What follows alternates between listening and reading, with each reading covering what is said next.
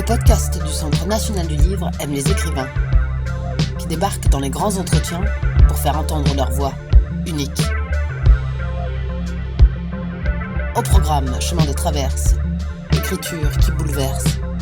Écoutons les pensées, sages, énervées, extatiques, et laissons-nous bousculer pour ne plus revenir à l'identique.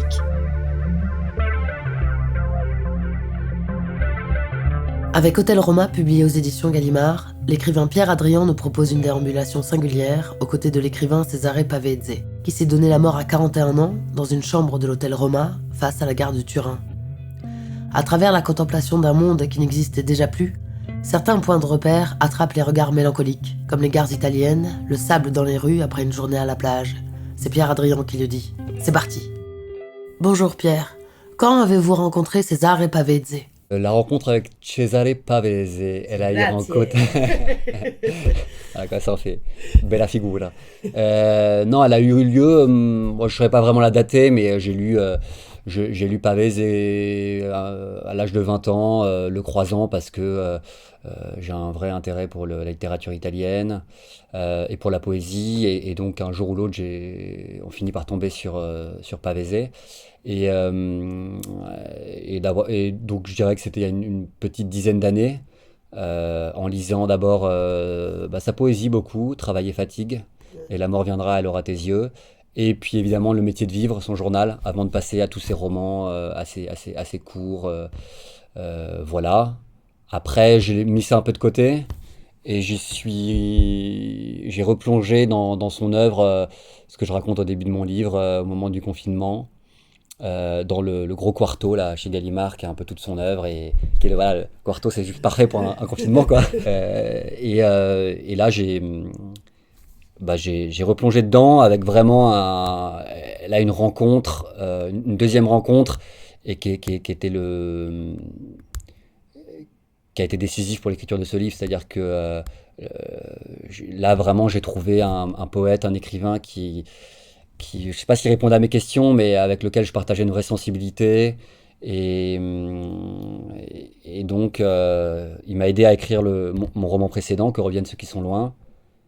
Et puis après, voilà, comme si j'avais un petit compte à régler avec lui, je me suis dit, allez, je vais lui consacrer un livre et partir sur ses traces, comme j'avais pu le faire avec Pasolini il y a 10 ans de cela. À l'occasion de ces déambulations littéraires et géographiques, vous diriez qu'elles vous ont plus amené du côté de la compréhension ou du côté de la bifurcation ? Je l'associe à une incompréhension peut-être. Je l'associe surtout à un grand, non, je dirais un consentement envers le monde et envers un écrivain qui justement avait un peu du mal à se placer dans le monde. C'est-à-dire qu'en fait,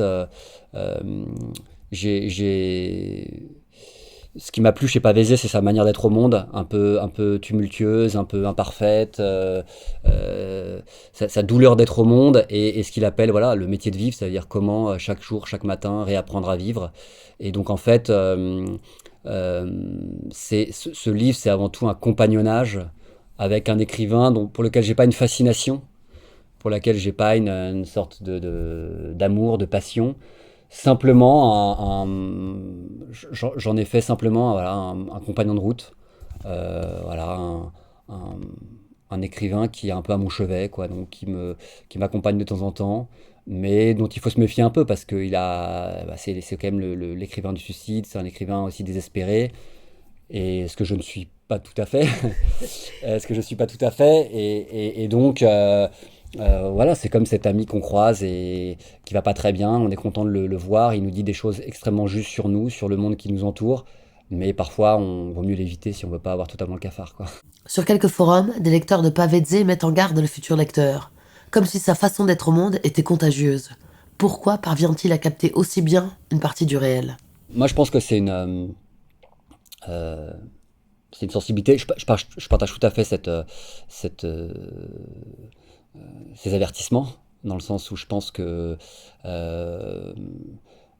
la littérature enfin ça dépend quel est notre rapport personnel à la littérature, mais peut nous influencer, peut nous contraindre, peut nous forcer, et je crois que la littérature de Pavese, elle a quelque chose parfois de très pesante, quoi, de dur, euh, et en même temps, il y a chez Pavese, enfin moi j'aime bien, dans les derniers mois avant sa mort, il dit mais en fait je sais que le monde est beau, mais je m'en sens coupé, quoi, et je tombe, tout s'écroule. Donc en fait, euh, Pavese, c'est un écrivain en effet désespéré, un écrivain du vice absurde, le suicide évidemment, mais c'est un écrivain qui laisse vivre ceux qui ont accepté d'être au monde, en fait. Euh, c'est ce qui m'a plu, c'est qu'il m'a laissé totalement libre, il m'a pas empoisonné avec ses idées noires, en fait. J'aime beaucoup euh, cette phrase, alors je sais plus si elle est exacte, mais Thomas Mann disait que parfois les livres écrits contre la vie nous pousse au contraire à la vivre, la vie. Et moi, en lisant Pavese, c'était pas du tout un livre qui me poussait euh, vers la mort, m'a pas poussé à avoir un regard sombre sur le monde. Au contraire, je crois qu'un écrivain qui s'est donné la mort peut nous aider à vivre, quoi. Donc, mais je pense qu'en effet, faut quand même être plutôt bien dans ses baskets, comme on dit, avant d'ouvrir le métier de vivre. Voilà, c'est un métier, c'est un journal d'hommes torturés, d'hommes déchirés à fleur de peau. Et à la limite, ça, bon, on en croise beaucoup des écrivains comme ça, mais il y a quelque chose chez lui aussi de sorte de grand détachement, parfois d'indifférence, qui est encore, à mon avis, à mon sens, encore plus dangereuse, une sorte de nihilisme presque, qui pour moi est peut-être plus dur encore et peut-être plus contaminant. C'est de ça dont moi je devrais en tout cas me méfier, une sorte parfois de sécheresse, d'achèvement et du coup un peu d'amertume, quoi, de rancœur, par rapport au monde et aux autres, et c'est de ça dont je me méfierais davantage. Voilà. Mais bon. C'était aussi un lanceur d'alerte, en quelque sorte. Exemple, à la page 43 de votre livre, vous citez Le métier de vivre de Cesare Pavese. Donc, Tu n'as plus d'intimité, ou plutôt, ton intimité est objective. C'est le travail, épreuves, lettres, chapitres, conférences que tu fais. Cela est effrayant. Tu n'as plus d'hésitation, plus de peur, plus d'étonnement existentiel. Si, je pense. Tu es en train de te dessécher. Où sont les angoisses, les hurlements, les amours de tes 18-30 ans? Tout ce que tu utilises fut accumulé alors. Et ensuite, que fera-t-on? Pierre-Adrien, qu'est-ce qu'on fait après 30 ans? C'est marrant qu'il dise ça parce qu'à un moment, justement, quand il reçoit le Premio Strega, quelques semaines même avant sa mort, qui est enfin sa consécration pour le bel été, à l'été 1950, il a 41 ou 42 ans, et à ce moment, il dit justement la vie commence à 40 ans. Bon, finalement, quelques semaines plus tard, il se Qu'est-ce qu'on lèvera fait la en mort. effet après 30 ans? Mais la question est très juste, qu'est-ce qu'on fait après 30 ans? Mais moi, je crois beaucoup aux décennies dans la vie. Et je crois que chaque décennie apporte ses joies et ses peines, ses grandes sécheresses, mais aussi ses épanouissements, son grand fleurissement. Et c'est pour ça, je pense que j'ai eu une vraie rencontre avec Pavese passé 30 ans. Parce que je crois que euh, Il y a ce regard critique qui peut peut-être... voilà, regard critique, un peu distant, euh, un peu un... Alors là, je pique la phrase à Bernanos qui disait le démon de mon cœur s'appelle à quoi bon. Mais il y a un peu de ça chez Pavese aussi, c'est un moment de se dire à quoi bon, en fait, ça y est, j'ai compris, enfin, en fait, j'ai compris le monde, j'ai consenti un temps et maintenant, que faire de plus, quoi. À un moment, dans le journal, il a aussi cette très belle phrase, il a encore une considération sans doute dramatique, je sais plus, sur la vie, sur l'amour, sur les femmes, bref. Et puis il finit par dire quelle petite chose que la vie. Et parfois, il y a cette prise en considération là, quoi. Mais, et je crois que c'est la citation que j'utilise à la toute fin du livre, je dis en fait, ce que je trouve beau chez Pavese, c'est qu'en fait, il dit, c'est tout le sens de ce titre, le métier de vivre, c'est qu'en fait, jusqu'au bout quasiment, on arrive à se réveiller le matin et à reprendre et à recommencer. Et donc en fait, à 20 ans, on commence, et à 30 ans, on recommence. Et à 40 ans, on recommence encore. Enfin, il y a quelque chose de la tâche, du travail, d'ailleurs, de la répétition, voilà, ouais, du métier, quoi, du truc, on y va et tout, et puis mais c'est dur, c'est douloureux, mais on le fait. Et lui, en fait, à un moment, bah, il en a plus été capable. Et puis, je crois que pour lui, l'écriture était toute sa vie, Et quand il a eu tout dit, ce qu'il dit toujours, vous savez, j'ai tout écrit, j'ai fini, quand il a rendu La Lune et les Feux, et je n'écrirai plus, du moment qu'il y croit, il n'avait plus qu'à se donner la mort. Donc, Après 30 ans, devient-il plus difficile de se satisfaire d'instantanés subjectifs en littérature? et je crois qu'avant 30 ans, peut-être Alors, que la une question. littérature, Pensez-vous la qu'après littérature 30 en ans, effet la est une sorte littérature ne peut être en fait que des faits. oui, de Pensez-vous grands qu'après 30 cris, ans, la littérature ne peut ou de être en fait plaintes, c'est quelque chose de, en fait, que des vérités? se comporte en soi de plus bien posée, la pur. question. J'aime beaucoup la phrase de Je Camus veux qui dire par là, disait, c'est que voilà, il y a peu de choses pures dans ma vie, écrire est une après de 30 celles-là. ans, Et ça, j'y crois beaucoup. Et en fait, à partir de 30 ans, ça y est, la vie nous a déjà un peu salis. d'instantanés subjectifs Et, en littérature. et d'une certaine manière, en fait, on écrit passer 30 ans peut-être pour donner un sens Et en quoi la à sa littérature souffrance, peut-elle être un à sa outil, mélancolie, peut-elle à permettre- ses peines. En quoi permet-elle justement de... Et d'une certaine d'exprimer manière, son on rapport à la se vie, et qu'est- satisfait plus simplement n'importe quoi, le fait d'écrire, d'un cri. ouvrage, On se de satisfait choisir. plus Il a bien de la quelque chose. fureur du style, par exemple. Le style ne suffit plus, la belle phrase, elle suffit plus. Il faut autre chose, quoi. Il faut rentrer vraiment dans les cavités, dans les profondeurs pour continuer à écrire, quoi. Moi, je trouve ça désolant, ouais, ceux qui continuent à écrire en surface aussi longtemps, en fait. Je me dis à quoi bon, en fait, à un moment, il me faut autre chose, quoi. Moi, il me faut autre chose. Il faut des écrivains qui me nourrissent, qui partagent oui, encore une fois, mes souffrances, mais aussi mes joies, mes épiphanies, euh, qui racontent le monde tel que je le ressens, tel que je le perçois. Donc, je me satisfais plus d'une plainte, je me satisfais plus d'un grand fracas. Il me faut autre chose, quoi. Il faut quelque chose qui demeure, qui reste. Vous lisez quoi actuellement? Ah ouais, alors en ce moment en plus, je suis vraiment dans cette veine-là, puisque là je lis Suran. Suran, j'étais sûre. J'allais faire le C'est vrai? Suran. Ouais. Oui. Et vraiment un peu par hasard, là je rentre d'une tournée en librairie et à chaque fois je repars avec des livres. Ouais, c'est un peu une caricature, je reconnais. Et là j'ai acheté à Rennes, en librairie qui m'accueillait, là, Le Fayeur, j'ai acheté son premier livre en fait, Des larmes et des seins. Qu'il a en plus vachement retravaillé plus tard. Enfin, il a vraiment tout. Il a cisaillé. Je pense que c'était son premier livre qui devait avoir quelque chose pareil quand même d'un petit peu à la fois immature et plus peut-être encore un petit peu moins désenchanté que. Et là, c'est plombant, c'est dur, et c'est toute une réflexion notamment sur les larmes, où il dit notamment voilà que toute larme aura toujours une racine plus profonde qu'un sourire, quoi. En gros, c'est ça. Donc bon, on est un peu dans la même veine que Pavese, et là je le reconnais. Et en même temps, je trouve ça assez délicieux sur Suran, parce que comme chez Pavese, on retrouve voilà, on retrouve l'ironie, on retrouve un peu de cynisme, on retrouve une sorte de détachement. En fait, il faut savoir en rire. En fait, d'une certaine manière, il faut savoir aussi rire et sourire de Pavese et de Suran, par exemple. Il y a quelque chose d'un peu griffu, de gris, et il faut savoir lire ça avec un peu de couleur, quoi. Donc, mais ouais, en ce moment je lis Suran, donc forcément, enfin, je lis Suran, et à côté j'ai toujours plusieurs livres à la fois, Ouais.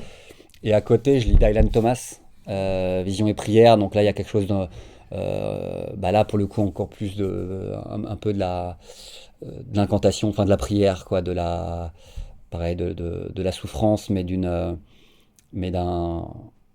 amour profond pour la vie, je trouve, un amour un peu désespéré, écorché pour la vie, quoi. Il y Et a donc voilà, ça un met un peu artiste. d'équilibre. Arpédia, Bien que ce soit la littérature, en qui effet, pas très s'appelle légère, Serge je reconnais.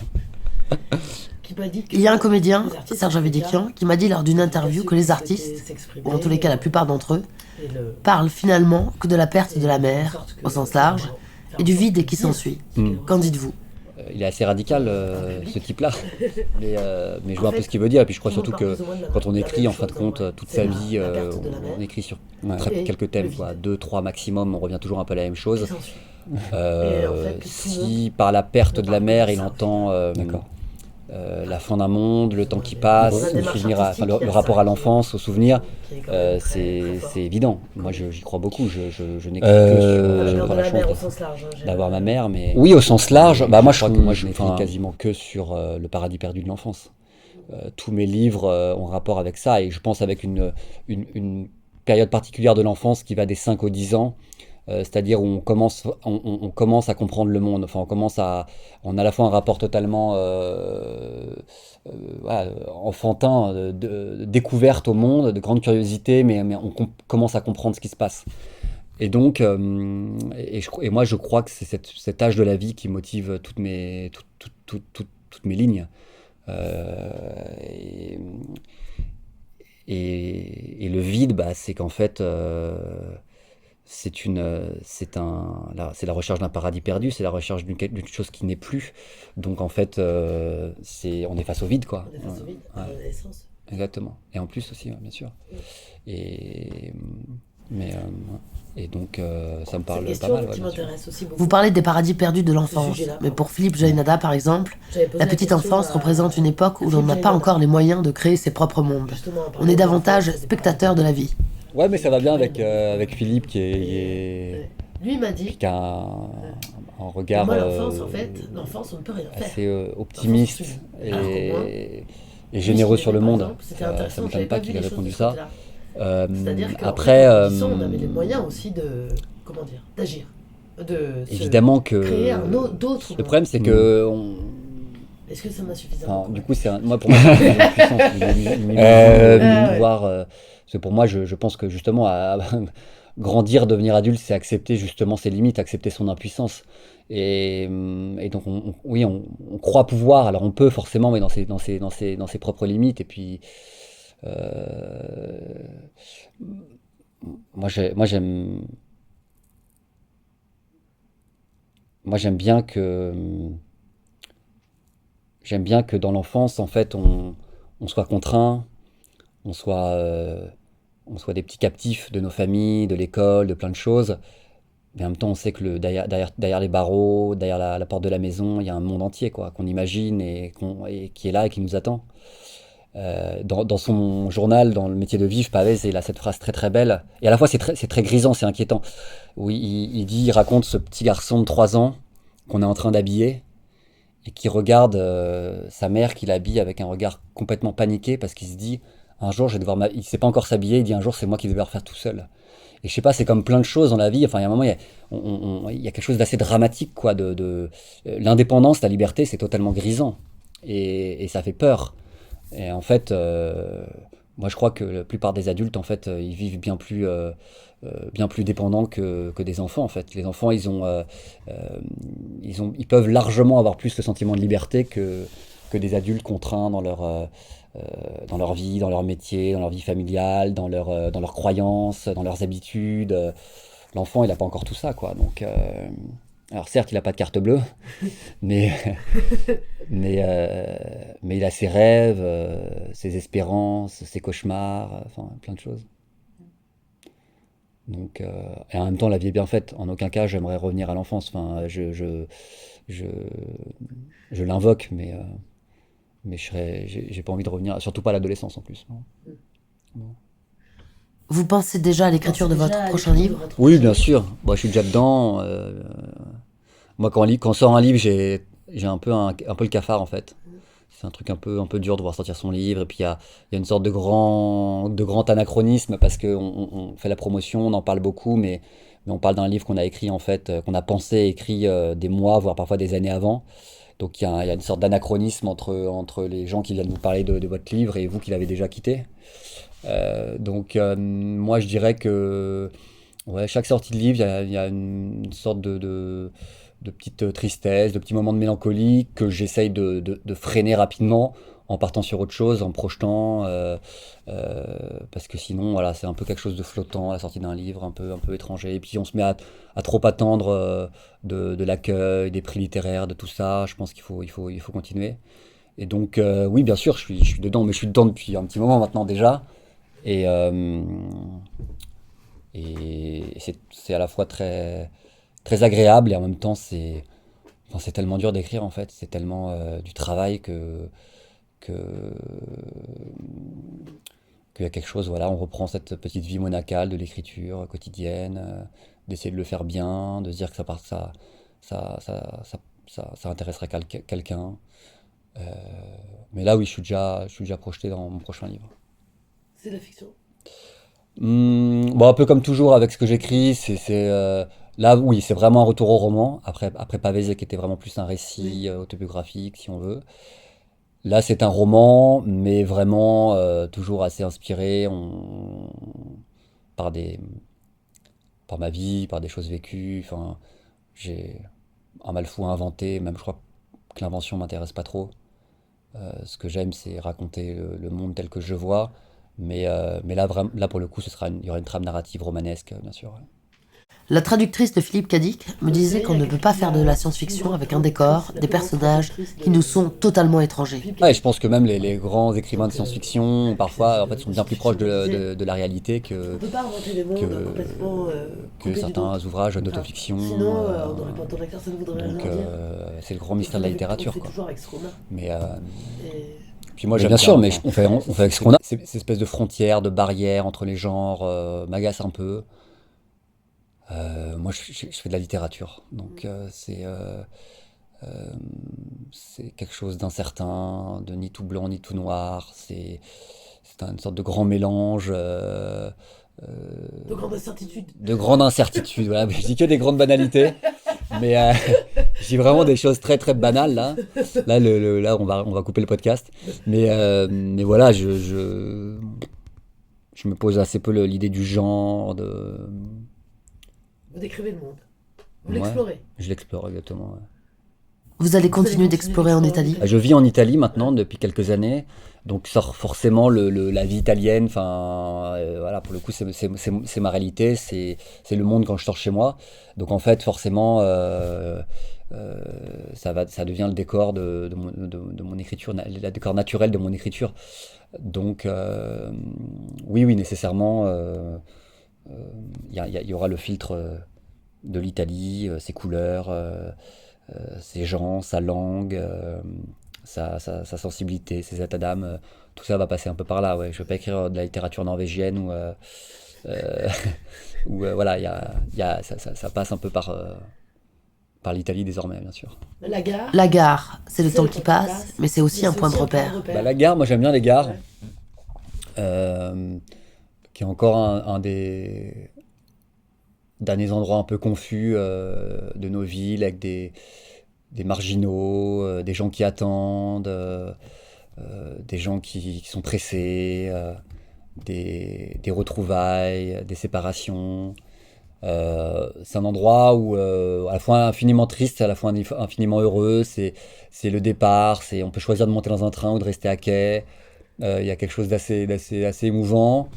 On peut aussi tout simplement rêver devant les panneaux, les destinations. J'aime beaucoup les gares, il y a des odeurs, des bruits qui ont pas changé. Mm. Euh, et c'est vrai que elles font beaucoup partie de ma vie, je prends beaucoup le train. Et dans mon dernier livre, Hôtel Roma, oui, oui, j'en parle beaucoup parce que Pavese raconte que voilà, c'est la gare en bas de chez nous, voilà, la gare en bas de chez soi est le début du monde, quoi, le début de l'inconnu en fait. Et puis lui, paradoxalement, qui n'avait jamais vraiment beaucoup voyagé, qui n'a jamais quitté l'Italie, est venu se donner la mort dans un hôtel des voyageurs en face de la gare de Turin. Euh, ça m'a beaucoup ému, fait réfléchir euh, pourquoi on va choisir un endroit aussi impersonnel en face d'un endroit qui est un lieu de passage. Euh, voilà, donc j'ai pas mal traîné dans les gares, ouais. Et puis pas mal en Italie. En Italie, en plus, les gares, elles ont vraiment quelque chose de un peu à l'ancienne. Il y a toujours le buffet de la gare, parfois, qui donne vraiment sur le quai. On peut vraiment boire son café et prendre son croissant au dernier moment. Toujours des vieux trains, voilà, on peut monter à la hâte et puis faire toute l'Italie avec les petits trains régionaux. J'aime assez ça. Voilà. Il y a un côté carte postale. Il y a un petit côté carte postale, ouais. Donc un peu vieilli, ouais, un peu jauni. Et puis dans les trains, on peut rêver, on peut bavarder, le contact humain est assez facile, je trouve. Euh, c'est le vrai sens du voyage, le train. Il y a quelque chose ça va pas trop vite. Bon, c'est sûr, maintenant, le TGV, on fait Paris-Marseille en 3 heures. C'est pas très. Mais moi, je trouve le format parfait, c'est l'Intercité, en fait. L'Intercité, il y a un truc. Toujours un peu des vieux trains. Puis on s'arrête dans des gares. Il y a des villes, voilà, ça va à Nevers, à Moulins, à Clermont-Ferrand. Enfin, là, il y a un truc un peu sympa. Je prends souvent Intercité en Italie, c'est pas mal, c'est pas trop cher, on peut le prendre un peu au dernier moment, c'est le même prix. Et On peut aller sur la côte. on peut aller sur la côte. Ouais, et puis le train depuis Rome, on va sur la plage, quoi. J'aime bien parce que du coup l'été tout le monde est dans le train, en habit de plage. J'aime bien les retours de plage le soir pour revenir à Rome en train. Tout le monde est bronzé, rôti par le soleil. Il y a du sable partout. Les gens sont en maillot de bain avec leur parasol, un peu fatigués de la journée à la plage. Et puis on rentre en ville comme ça, mettre un peu de soleil et de sable dans les rues. J'aime bien ça. Merci Pierre-Adrien. Eh ben merci à vous. Il s'agit du 5e livre de Pierre Adrien, après La piste Pasolini en 2015, publié aux éditions Les Équateurs. Des âmes simples, toujours aux Équateurs en 2017, récompensé par le prix des Deux Magots, le prix François Mauriac de l'Académie française et le prix Roger Nimier. Et ensuite viendront Les Bons Garçons, toujours aux Équateurs en 2020, et Que reviennent ceux qui sont loin, publié aux éditions Gallimard en 2022.